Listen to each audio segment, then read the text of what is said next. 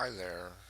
My name is Will, and I'm talking about schizophrenia tonight.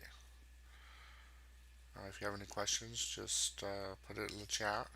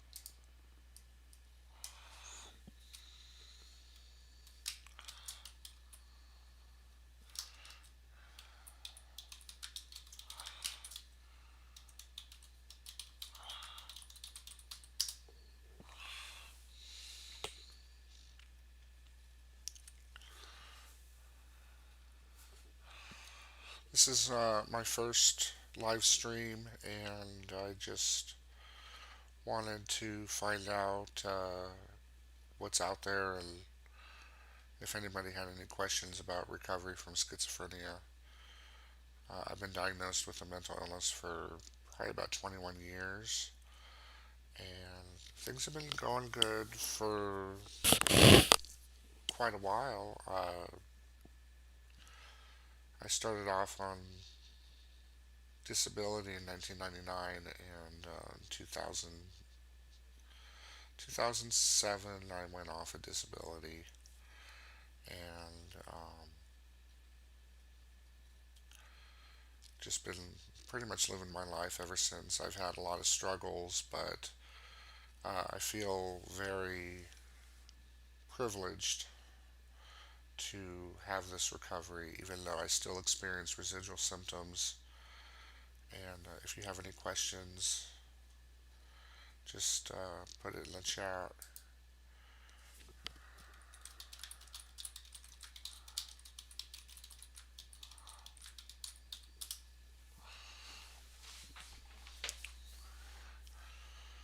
What I wanted to do tonight as kind of a backdrop of this live stream was to get started. I wanted to write a book about recovery from schizophrenia and kind of make it kind of dramatic, but at the same time informative about what the experience of schizophrenia is like. And if you have any questions, again, just ask. But I'm going to switch over to my screen here and do an outline. Um, I have a title for the book. It's kind of a word I just made up.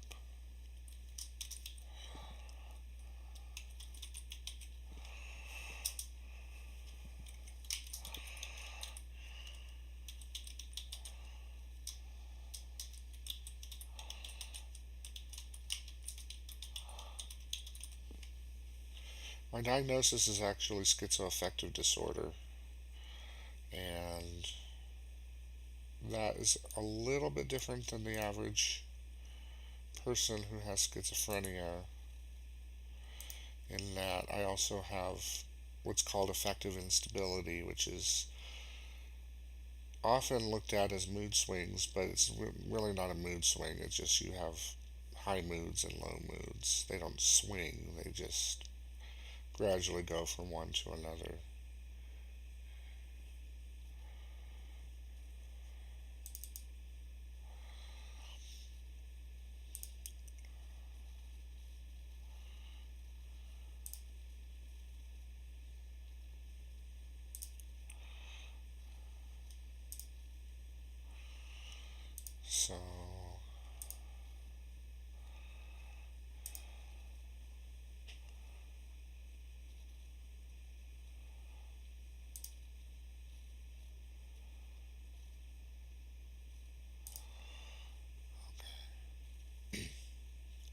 So that's the title of my book.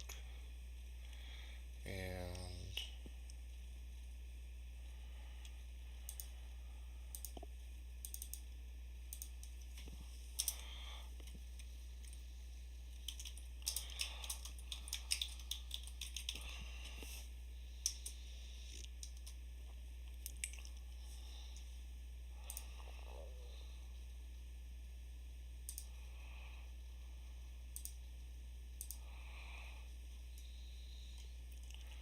I'm going to do kind of an outline.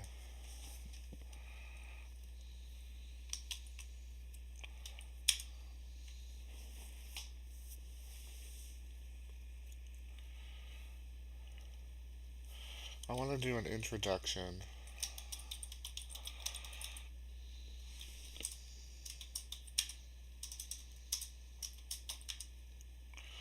Um,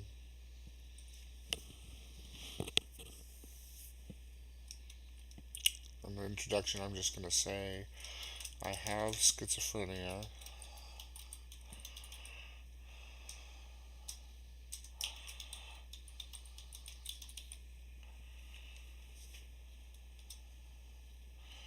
And I'm going to talk about um, briefly what schizophrenia is,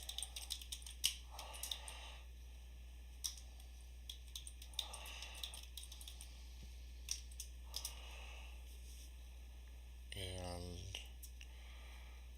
talk about how it has affected my life overall.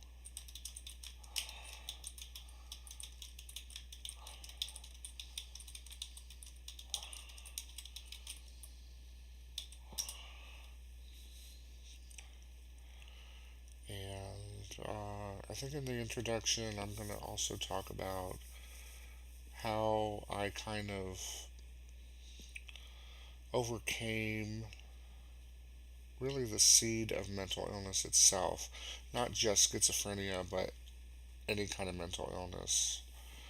Um,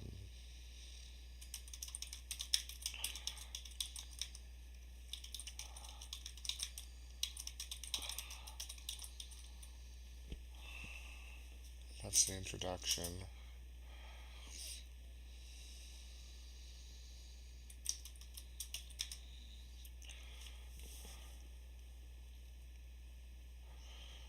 And then I want to have chapters.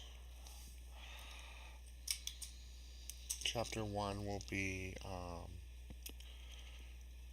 childhood. Chapter 2 will be adolescence. Is that how you spell it? Yes. And chapter 3 will be um,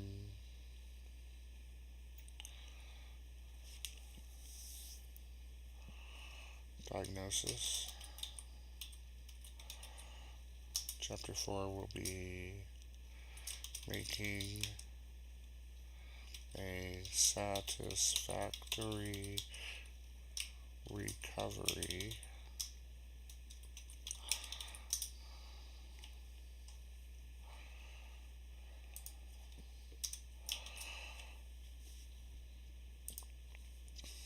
Chapter 5 will be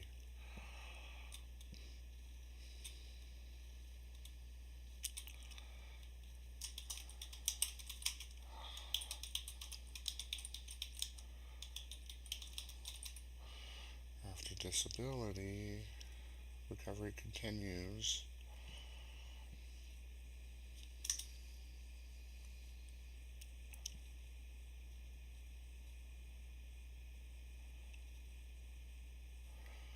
And then that's chapter 6. Oh no, that's actually chapter 5. Recovery continues after disability. And then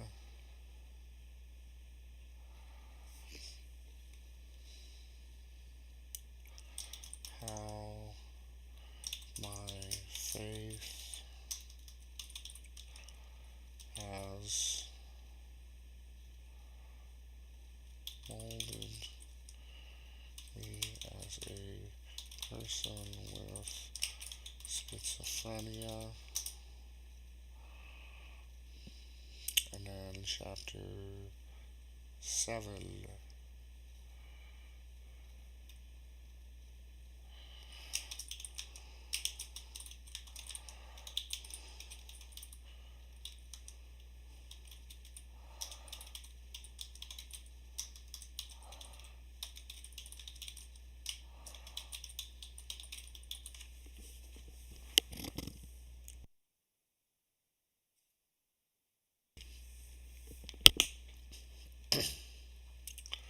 the value of confession, prayer, and meditation and contemplation.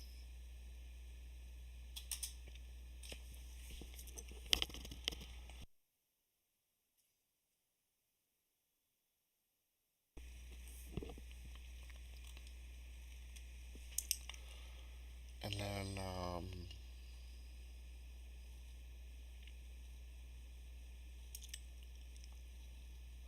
chapter 9 will be,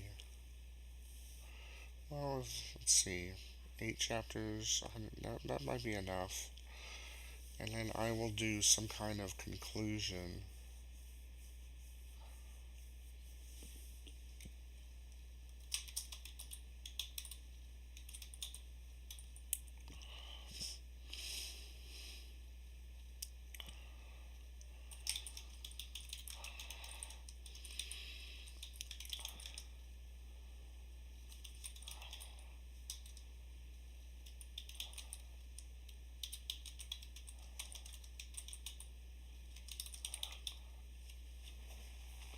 Okay.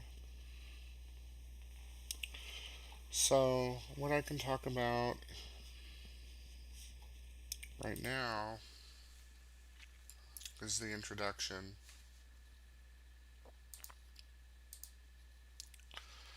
So, I have schizophrenia. It's really a diagnosis of schizoaffective disorder, and the doctors are kind of back and forth on that between schizophrenia type and bipolar type.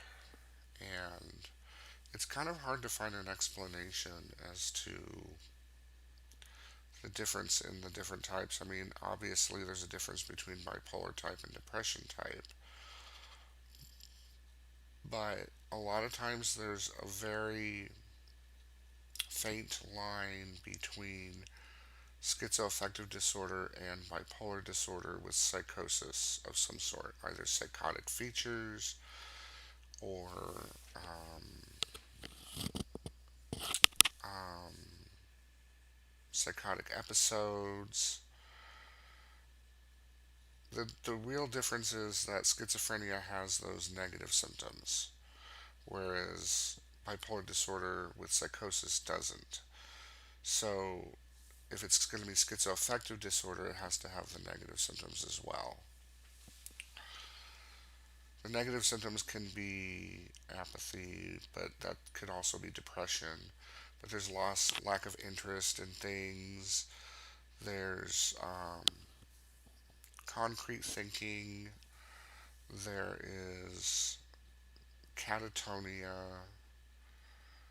um, a flat affect, kind of like what I have right now. It's kind of, this affect that I have is not from the medication. It's really from the schizophrenia. As you can see, I'm not all that animated, but I am to a certain extent, but not as effervescent or anything, or bubbly or lovable, life of the party or anything like that. But this affect really helps people to understand how laid back I am, and of course, going through the things in life I've been through. Um, I'm actually very open-minded. I wouldn't say I'm liberal, but I'm not conservative either. I mean, politically, I'm independent, so it doesn't mean I walk the fence. I mean, in some aspects, I'm conservative, but that doesn't mean I can't listen to the other side. Some aspects, I'm liberal because I've listened to the other side. Um, but I do listen to people. I do try to understand where they're coming from.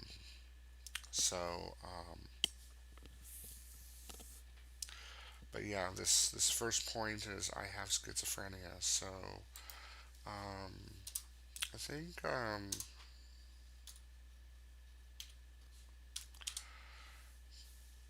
gonna talk. In the book that I'm writing, I think I'm going to, in the introduction, briefly state that even though I have schizophrenia, um, I am a human being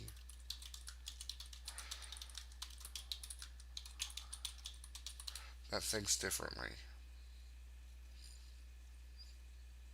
than most people. Um,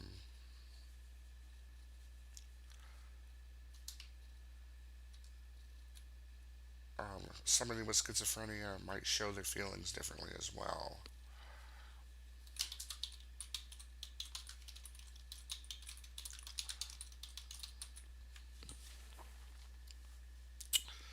And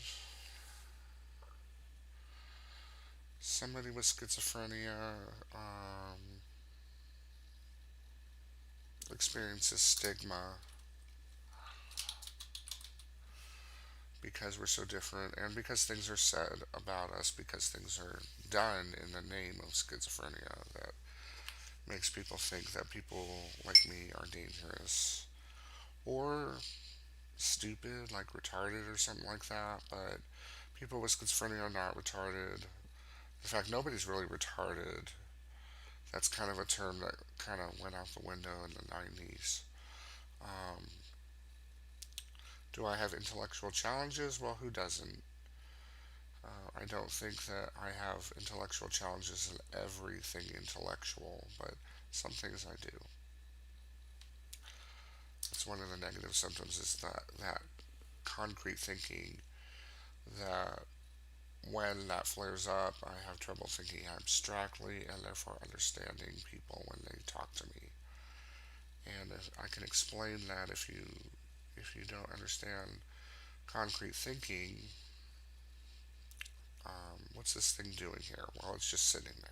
What kind of question is that to ask? Or um,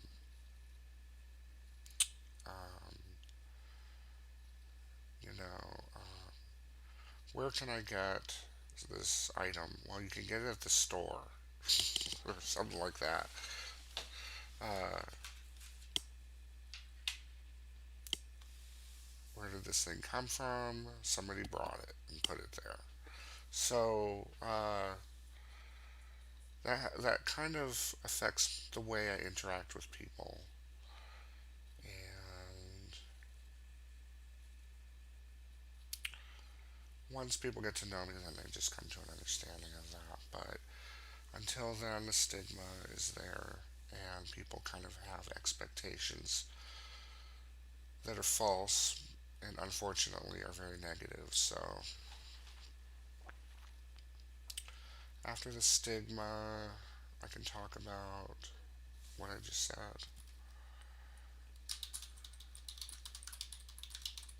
getting to know me.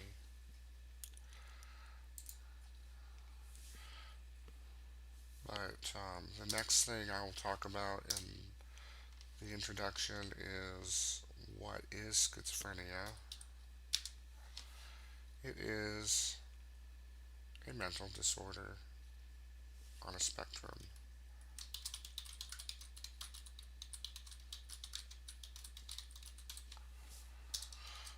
What I mean by that is that every person with schizophrenia is different.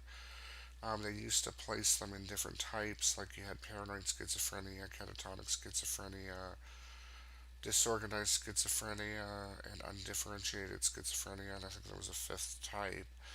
But since most people with schizophrenia exhibit symptoms from various types, they stopped categorizing people with the different types.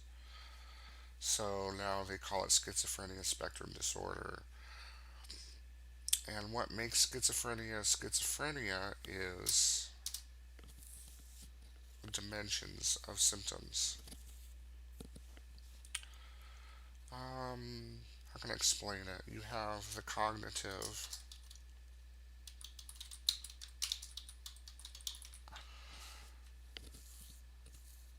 You have the cognitive symptoms, which are like delusions, disorganized thinking, um,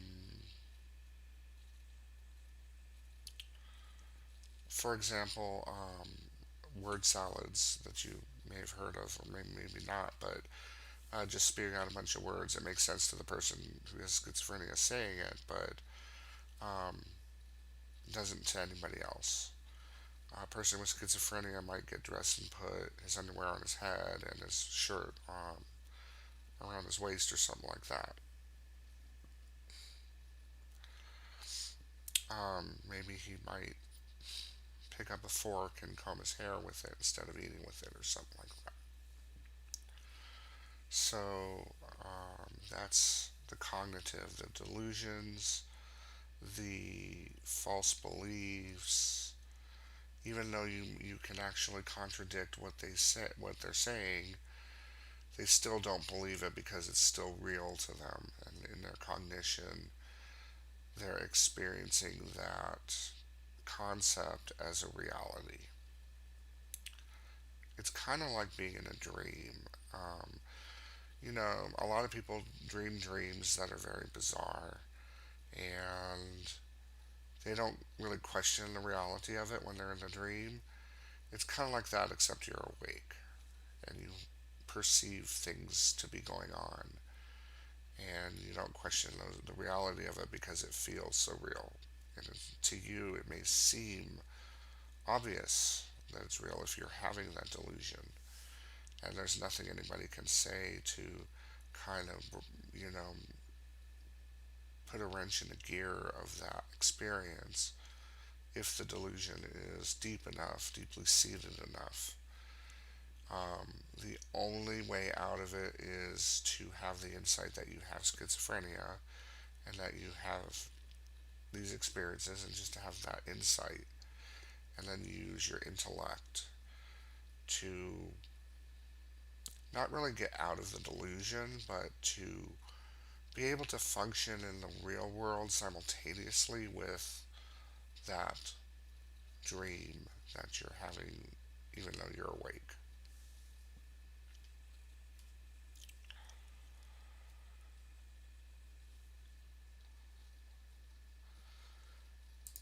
So the next dimension would be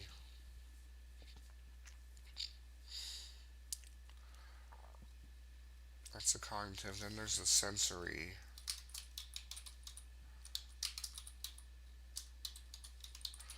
And cognitive and sensory are symptoms of not just schizophrenia, but really any type of psychosis. Sensory would be the hallucinations, and there can be all types of hallucinations, not just hearing voices, but they could be seeing things or feeling things, even tasting things and smelling things.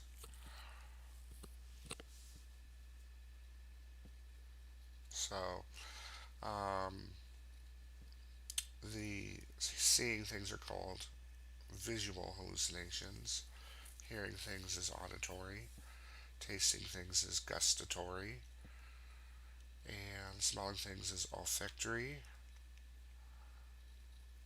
and feeling things is tactile hallucinations. Now, a lot of doctors will say if you're experiencing these other types of hallucinations besides audio and visual, it's probably from drugs. But for me, it's not. I really do experience all five of them. I've even experienced those sensations in dreams. Like, I can feel things in my dreams, like actually have sensations. I can taste things even in my dreams if I'm eating something in my dream. So, and smell things even too. So that's that. And so you have, um, where's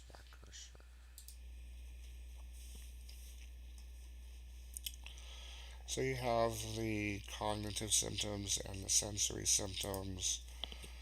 You also have, as a third one, um,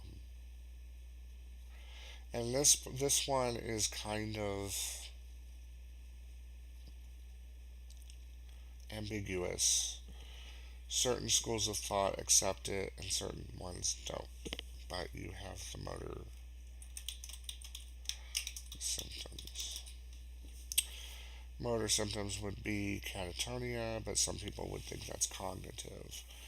But a lot of times when people are catatonic, they have something called a waxy flexibility, which is when you can actually like pick up somebody's arm, let go of it, and it just stays there, like just like that. And you can move it, and it stays there, just like this. That's called a waxy flexibility. The waxy flexibility a lot of times accompanies catatonia, so people think that's a part of catatonia, which is um, they think is a part of the cognitive symptom. However, I don't think I've ever known anybody with bipolar disorder to be catatonic and have that waxy flexibility. So, people with severe depression can be catatonic, and people with bipolar disorder might experience depression that severe, but it's usually people with major depression that get that that severe of a depression.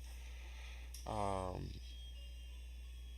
but yeah, sometimes you have like just weird little movements that they do.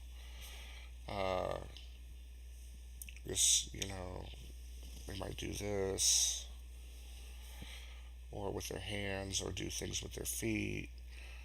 Um, I had a psychiatrist say one time to me, the weird movements I do, said that was from the medication, but I look at video footage from before they had medication, and people did those things in that video footage when they were in the asylums and stuff like that, before they even had medications like they do today. So I think it's really from the schizophrenia, and it's really the motor symptoms.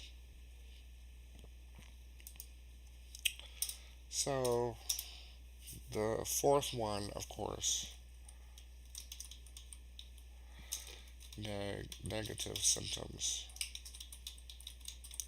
Now, the first three of them, the cognitive, sensory, and of course the ambiguous motor symptoms, are positive symptoms. They are things that people with schizophrenia experience that most people don't.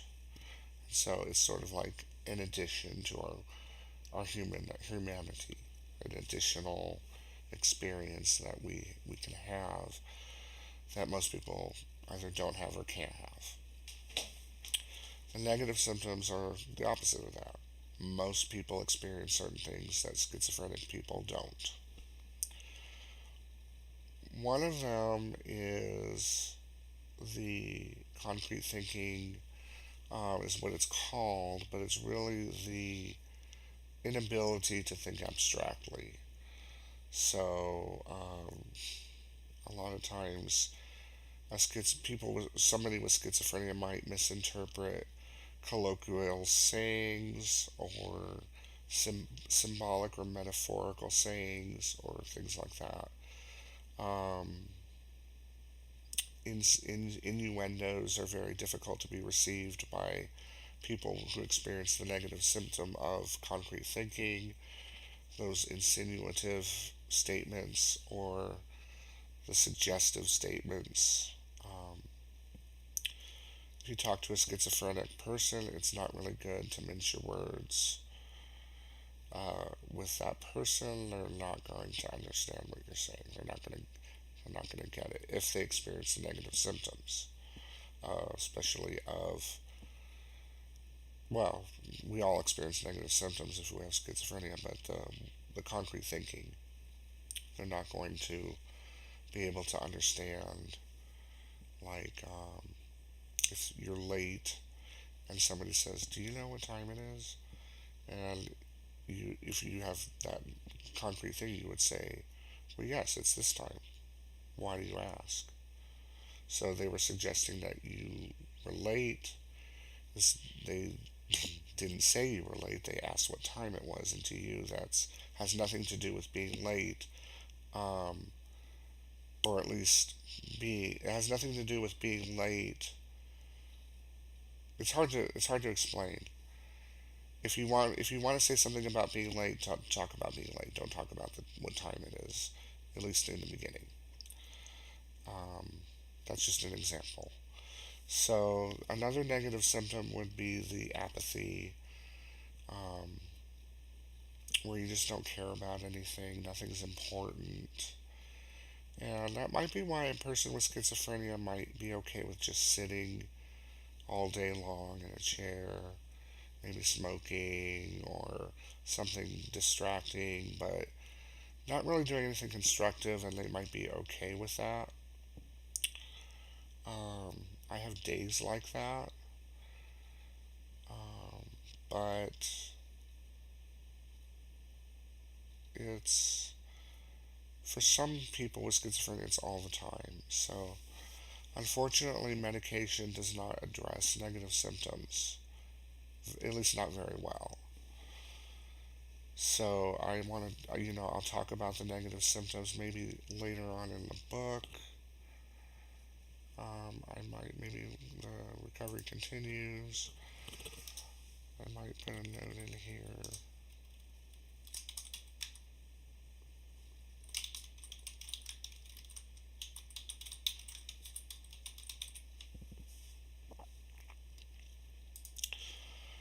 But another one is a low sex drive. Since I've been taking aripiprazole, which is Abilify, haven't had that issue. So, no, I don't really, never really had very. I had trouble having sex with other people. It was just really kind of pointless and awkward until. I mean, I didn't have sex all that often until I went on Abilify. So, um, yeah, maybe Abilify addresses that negative symptom, the low libido or the lack of sexual desire. But another negative symptom would be the flat affect, like what I have now. Probably should kind of spend all day taping myself or videoing myself to see how I am throughout the day, because I know I do laugh really good, and sometimes I do tell jokes that make people laugh and it makes me laugh, but I don't know how animated I am, and the fact that I have such a poker face probably adds to the comic comic the laughability of my jokes, because it's so inappropriate or so awkward.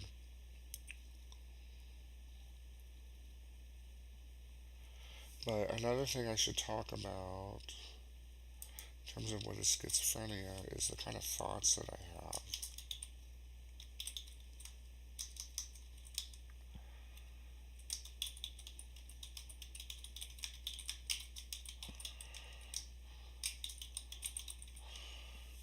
Now, to me, they're not bizarre or inappropriate or random,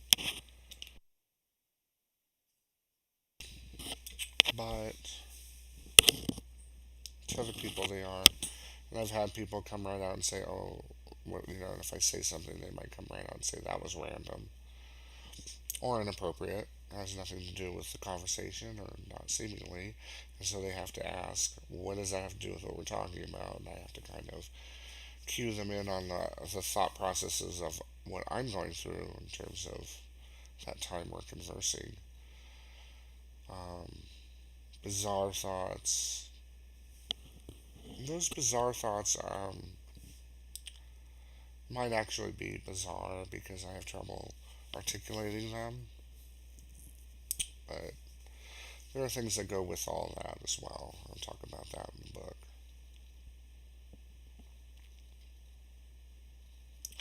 That's what schizophrenia is. And I was just wondering if you guys have any questions. There's one person here. I don't know who it is. I wonder if it's me. Huh. One concurrent viewer. So if you are watching, you can say something in the chat.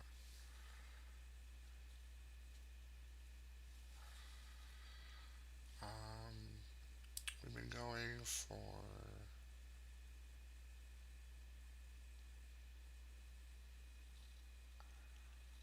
We started about 12:30.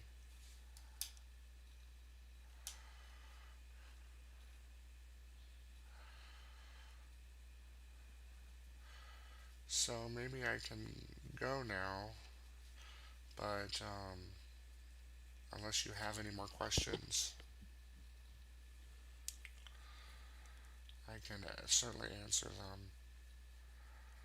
I'm not currently, technically, I'm not hearing any voices. My voices are actually more like delusions rather than hallucinations, and I can talk about that next time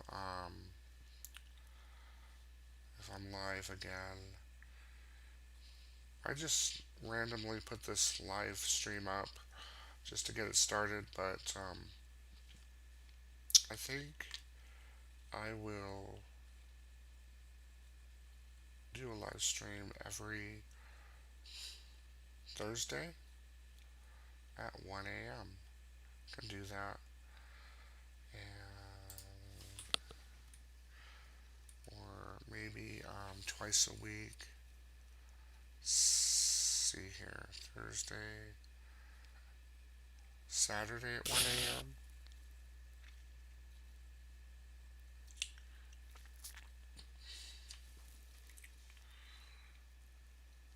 Yeah. Thursday and Saturday at 1 a.m.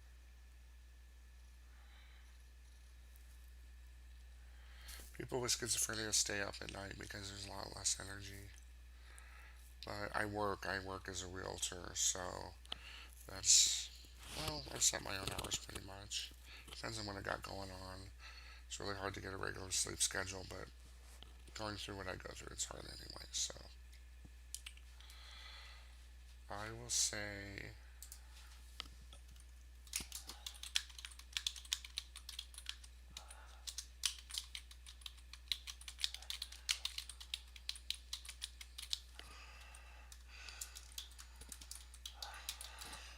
1 a.m. Pacific.